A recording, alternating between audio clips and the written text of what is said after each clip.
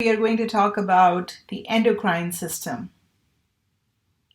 The endocrine system basically is a diverse group of ductless glands that plays a very major role in maintaining the homeostasis of multiple physiological variables.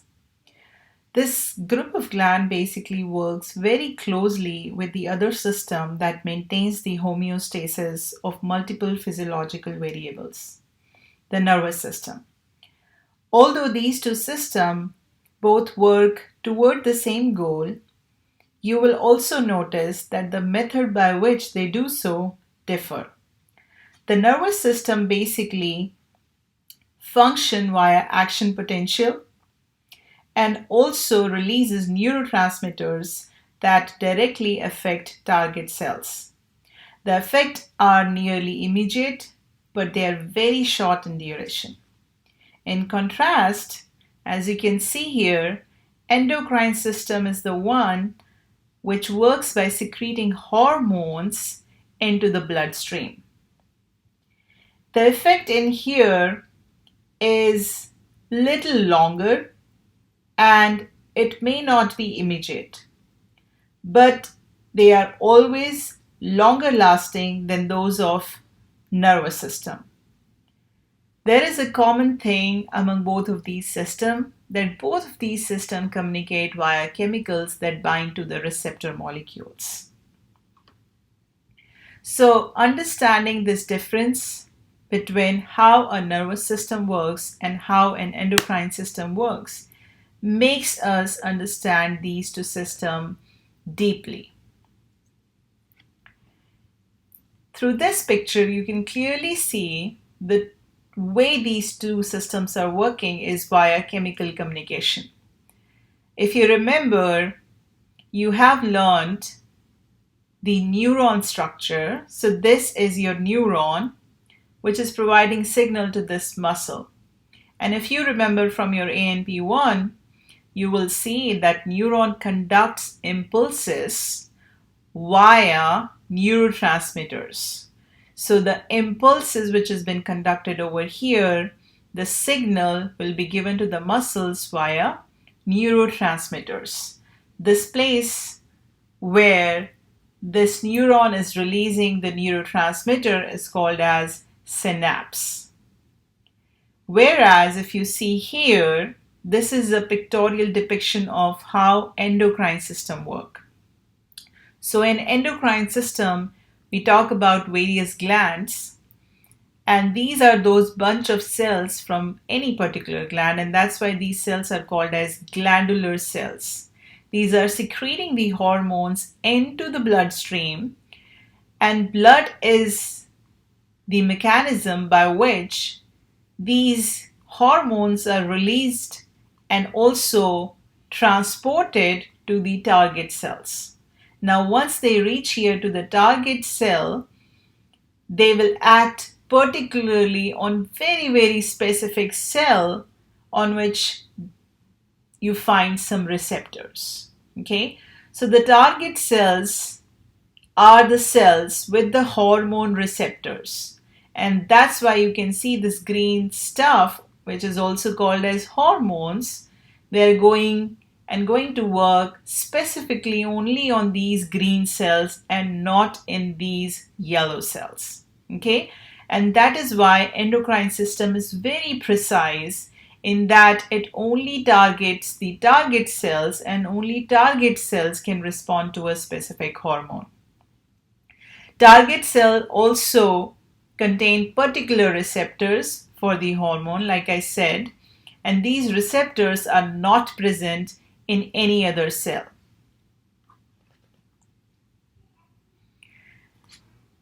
Let's just understand the general characteristics of endocrine system. First is, what's the difference between endocrine gland and exocrine gland? Now, endocrine gland is nothing but a group of cells.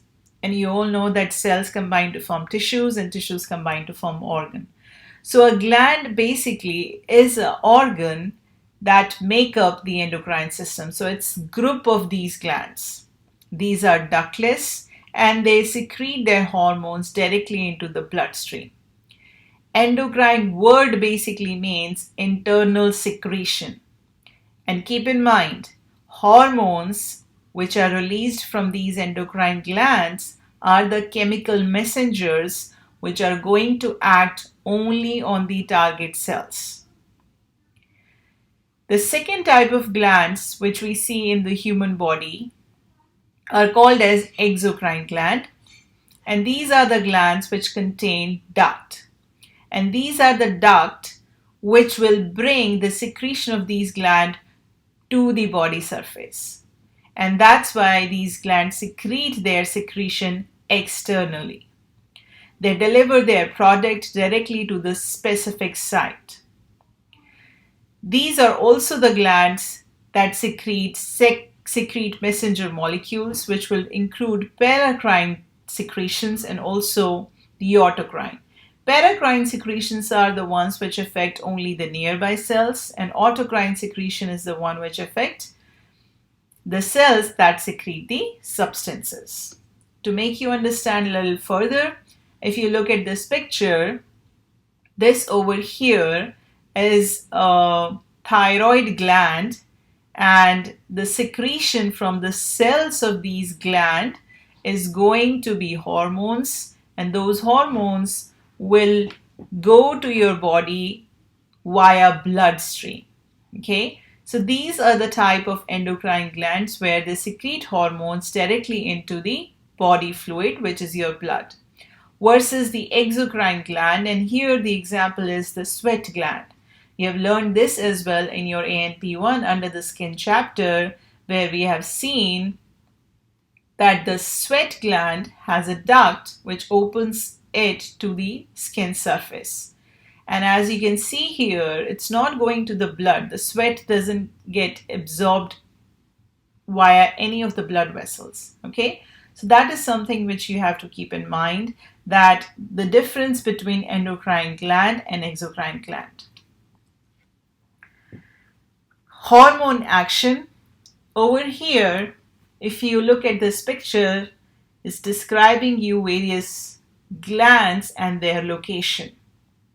Hormones as such, like I said before, in general, they regulate the processes of other cells, including inducing the production of enzymes, which are your biological catalyst, or other hormones, changing the metabolic rate of a cell, altering the permeability of the plasma membrane, and etc.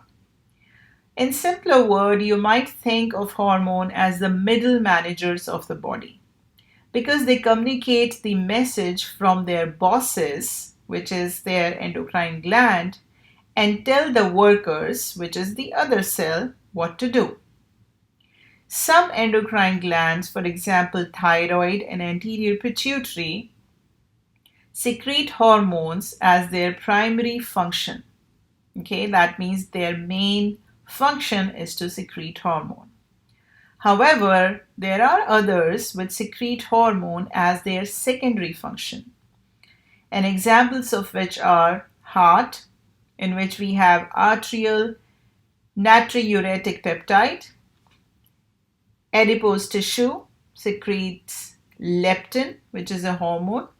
Kidneys also secrete a hormone called as erythropoietin, and stomach is also known to secrete a hormone called as gastrin. Okay. In this chapter, moving further, we are going to understand the anatomy, histology, and physiology of the endocrine system and function of the hormones. There are basically 10 organs in the body that have hormone secretion as their primary function, and those include hypothalamus, pituitary gland, thyroid gland, adrenal gland, and pancreas. Other than these, you also have pineal gland, thymus, ovaries, and testes over here. Some hormones are produced by a small group of special cells in the body which are located randomly. Over here, what you see is a table where you have the gland located as the source. And like I said, these are the primary endocrine glands where primary function of them is to release hormones. So these are the name of those hormones which are released by the glands. And in the third column, you will see their abbreviation, because moving forward, you might see words like CRH, GnRH, SS, FSH, GH, So these are much more commonly used words because it makes us easier to understand. And then these are the synonyms. In one book, you might see they're describing gonadotropin releasing hormone as luteinizing hormone releasing hormone. So do not get confused. You can always come back to this table. So this is a basic table which describes the gland and what all hormones it is releasing. So if you notice here, hypothalamus is releasing these hormones. Then you have anterior pituitary gland, which is mainly releasing prolactin, follicle stimulating hormone, growth hormone, thyroid stimulating hormone. In posterior pituitary gland, you have two of these hormone, ADH, which is antidiuretic hormone, oxytocin. Then similarly, thyroid has three basic hormones: parathyroid, adrenal medulla, adrenal cortex, and pancreas. Moving further, we are going to look into each one of this in detail, and we are going to talk about the functions of these hormones and how do they regulate the metabolism of the body and maintain the homeostasis. But to start with, it's very important that we understand the basic structure and function of the hormones depending upon what they are basically made up of. So when you look at the hormones, and I'm talking about all of the hormones which are secreted by these glands, they can be categorized into two types. One is steroid or steroid-like hormone. Now, if you go back to your ANP1 classes, you might remember that we talk about steroids under the lipids and biomolecules. So one of the special type of lipid was steroid. So if a hormone is steroid-like hormone, that means it is made up of lipids containing complex rings of carbon and hydrogen atoms. Okay.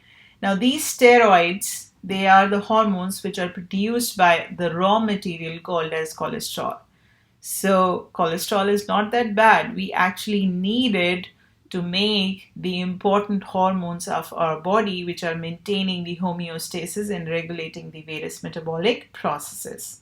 Examples of these steroid hormones include your sex hormones, testosterone, estrogen, adrenal cortex hormone, which includes cortisol, and aldosterone. And the second type is non-steroid hormone, which can be divided into four basic types: amines, proteins, peptides, and glycoproteins. Amines, basically, they are coming from amino acids. So if you slightly modify a single amino acid, you will get amine. And that's why it's saying derived from tyrosine, which is a type of amino acid, the monomer unit of protein, if you remember. The examples are epinephrine and non-epinephrine. Then you have proteins. If you make a chain of amino acid, you will get protein. And your growth hormone basically is a protein. Then you have peptides, which is short chain of amino acid and not the long chain. And the example is oxytocin, one of the hormone which is required for birth of the child. Then you have glycoprotein, as the word itself is saying. Glyco means carbohydrates and protein means protein. So a mixture of protein and carbohydrate forms the glycoprotein, and the example is TSH, which is thyroid stimulating hormone. Now, depending on whether a hormone is steroid or non-steroid, the action of hormone might differ. But in general, hormones play a very important role by altering the metabolic processes. They may alter the enzymatic activity inside the cell, or they may alter the rate of membrane transport of a substance. But basically, hormones, they pass on their message by binding to the receptors on the target cell, like I showed you earlier. They can affect the changes in the target cell even in extremely low concentration, and that's why they are very, very specific and very, very efficient. We also want to understand that if you alter the number of receptors on a particular target cell, you might change or alter the response of that hormone in that particular cell. And that can be called as upregulation or downregulation. Upregulation basically means you increase in the number of receptors on the target cell in response to a decrease in hormone level. Similarly, downregulation means you are decreasing the number of receptors due to increase in hormone level. Now, this is the picture which actually describes how a hormone, which is steroid, okay, or steroid derived hormone, which basically means hormone which contains lipid in its structure, and you can see it is 4 rings, which is a very typical structure similar to cholesterol. Okay, also the thyroid hormone, and lipids we know are insoluble in water, right? Now comes your basic understanding of cell membrane. If you have learned in ANP1, we have seen that cellular membrane contains polar head, which is water soluble, and contain tails, which are non-polar, but they are not water soluble. Okay, and we also understood in ANP1 that it's easier for the lipid molecules to pass this membrane easily just because it has the non-polar tails in between. And that's what is more important here. Now, if a hormone is steroid type or a thyroid type, its function or the action or mode of action is going to be a little bit different from any hormone which is non-steroid or water soluble. And the reason is the hormone molecule can easily pass through the cell membrane. Okay, so what happens is a steroid hormone reaches to the target cell and can easily cross the membrane. Now, once it crosses the membrane, it reaches to the cytoplasm of the cell. It can either bind to a protein or something over here to alter the metabolism, or in fact, it can go inside to the nucleus and then, like you can see here, and then it binds to a protein receptor inside the nucleus. Now here, if you see, this protein receptor was not activated earlier, but as soon as you have this hormone coming in here, it combines with this, and this whole protein complex become activated, which basically means that it is going to now go ahead and bind to the DNA, which will increase the transcription rate. Okay, so if it is going to bind, it will either increase the transcription rate or it will start the transcription. And if you remember again in your ANP, we learned about how DNA is copied into mRNA, which is called as transcription, and mRNA goes out of the nucleus, and in the cytoplasm it goes through the process of translation where the code from mRNA can be decoded in the form of a protein molecule, which you see here. And exactly same thing happens here. As soon as this hormone receptor complex gets activated, it activates the transcription of a particular protein for which this hormone has signal for. And once that gets activated, the mRNA will form. The newly formed mRNA will go out of the nucleus into the cytoplasm, and over here via translation, a new protein will form. Once you have this newly formed protein up here, it will now either alter the metabolism inside the cell, whatever, depending upon whatever this hormone is bringing signal for, and or it might go out and get transported out. Okay, and that's how a steroid or a thyroid hormones basically work at the cellular level. This picture basically is describing what happens when the hormone is non-steroid, which means either it could be amine, protein, polypeptide, or a glycoprotein. So, of course, water-soluble hormone, it's not easy for that hormone to cross the cellular membrane easily, and because of that, it combines with the protein which is present on the cell membrane. Okay, so this is called as receptor, okay, to which the hormone is binding. So non-steroid hormones bind the receptor molecule on the cell membrane. Hormones binding activates the molecule of adenylate cyclase. Now over here, if you notice this, the hormone is binding to this, and you might be wondering how is it impacting or activating the adenylate cyclase. Now for that, there is a G protein over here which is attached to this receptor.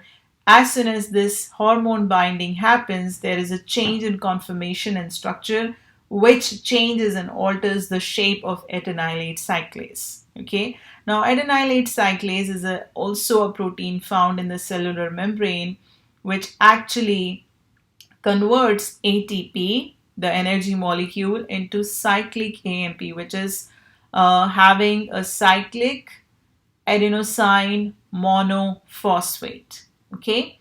Adenylate cyclase catalyzes this conversion of ATP into CMP, and CMP now activates the existing proteins, which could be your kinases. So kinases usually are the proteins which remain inactive, and as soon as you have the signal coming in, they become activated, and once they have activated, they can bring the cellular changes in the cytoplasm.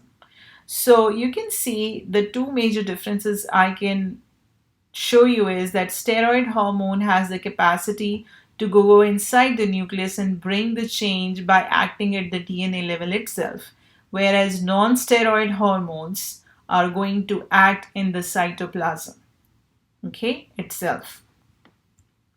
So those are the two ways how the hormones can act to bring a change at the cellular level. Then we're going to talk about these paracrine substances, which are also hormone-like but very, very potent, even though they are found in very smaller quantities or amount. Okay, they are a little bit different from hormones for the fact that they are not stored in the cell, but they are the ones which get synthesized immediately before the release. They can rapidly inactivate it after use. They are the ones which can activate or inhibit the adenylate cyclase. They control the cyclic AMP production, alter a cellular's response to the hormone. By using these prostaglandins, you can have a wide range of effects in your body, which includes controlling your blood pressure, inhibiting or stimulating any secretion of hormone, contracting and relaxing the smooth muscles which are not in your control, controlling the movement of water and sodium in and out of kidneys, and also promoting the inflammation. Next, if you look here, as far as controlling or regulation of these hormones are concerned, you have three basic ways. One is tropic hormones, second is nervous system control, and third is changes in the internal environment. Okay, so if you see here, you can see endocrine gland, and over here this anterior pituitary or hypothalamus is also the endocrine gland. So basically we are trying to understand how and what signal stimulate the endocrine system to secrete the hormone. Okay, so the first thing is that there is this gland hypothalamus which is secreting the hormone which is very close to pituitary gland, and that's why it is called as tropic hormones. And the hormones which are released by hypothalamus are going to act on the pituitary gland cell and stimulate the anterior pituitary to release the endocrine hormones. Okay, so it's the hormone from one gland which is stimulating the other gland to release the hormone.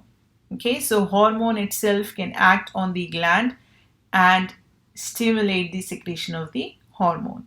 The second type is nervous system control. Here you can clearly see that it's the signal from the nervous system which is stimulating the endocrine gland to secrete the hormone. For example, when you're hungry and you see the food, your brain gets stimulated and the signal from your brain reaches to the salivary gland and allows the secretion of the saliva. Now that's the exocrine gland, your salivary gland, but it is working in a similar way.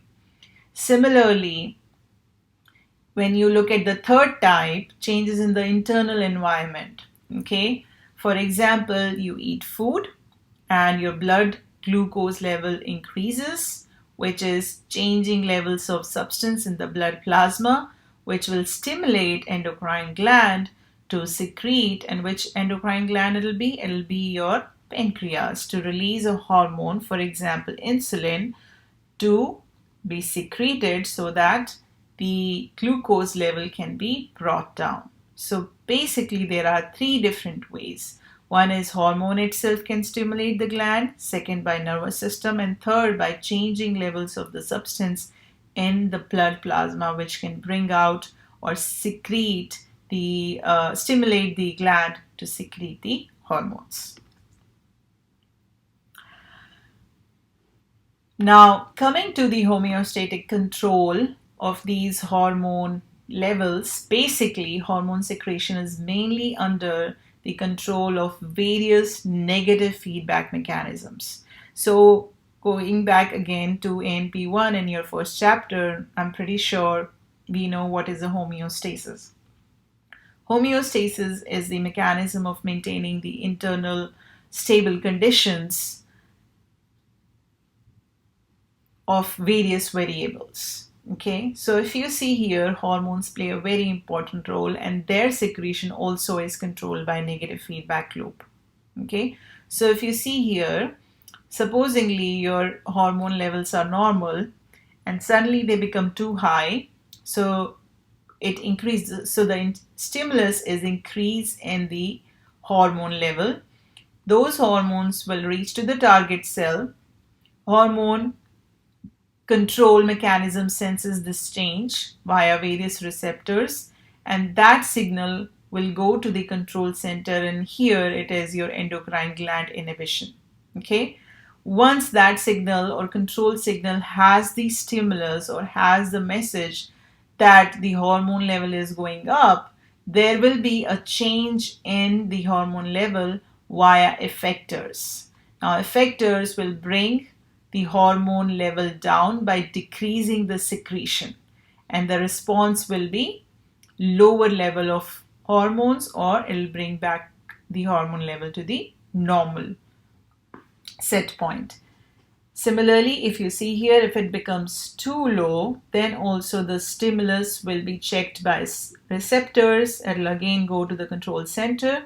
From there, it will go to the effectors, and effectors can bring the level back to the normal. So that's how the hormonal controls are mainly controlled by a negative feedback loop of homeostasis, in which if something happens in one direction, automatically body will try to bring it back to its set point.